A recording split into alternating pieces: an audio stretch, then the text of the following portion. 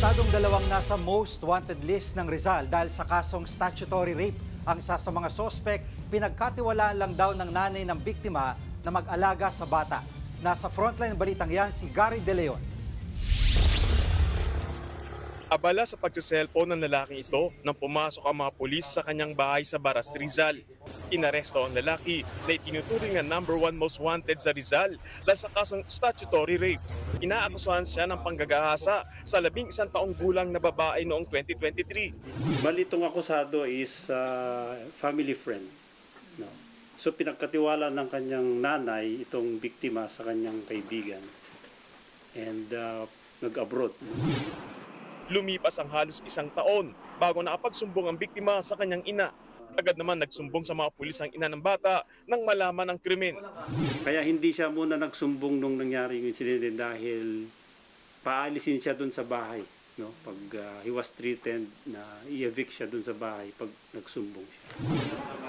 Itinanggi naman ng sospek ang akusasyon. 2 taon niya rin daw inalagaan ng umano'y biktima. Nagulat nga din po ako sa ganung bigla po ako, hindi sa magpasalamat po sa nangyari pagtulong. Tinuri ko pong mga anak din sila dahil naawa rin po ako dahil yung nakiusap po yung nanay. Sa kanyang inuupahang bahay naman sa Angono, Rizal, inaresto ang 63 taong gulang na lalaki.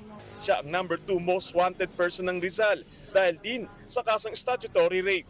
Base sa investigasyon, 2 beses umanong ginahasa ng sospek ang 10 taong gulang na babae. Nangyari umano ang krimen noong 2019 at 2022. Ang sospek ang tumatayong lolo ng biktima. Itong akusado ay father ng kanyang stepmom ng biktima. Itong ating biktima ay nasabi niya noong 2022 sa kanyang class advisor. No? And yun nga, sa kanya pinaalam nitong class advisor sa kanyang stepmom. Itinanggi naman ng akusado ang paratang. Hindi po totoo yun. Yung paggagahasa. Yung parang nalambing lang ng paghalik sa pisngi. Pagdalambing lang ng halik sa pisngi. Nakakulong na ang 2 sospek na naharap sa kasong statutory rape na walang inirekomendang piyansa. Nagbabalita mula sa frontline, Gary De Leon, News 5. Mga kapatid, Jiggy Manikad po, iba na ang may alam at may pakialam sa panahon ngayon. Para sa konkreto, kumpleto at komprehensibong balitaan sa Frontline, mag-follow at mag-subscribe sa social media pages ng News 5.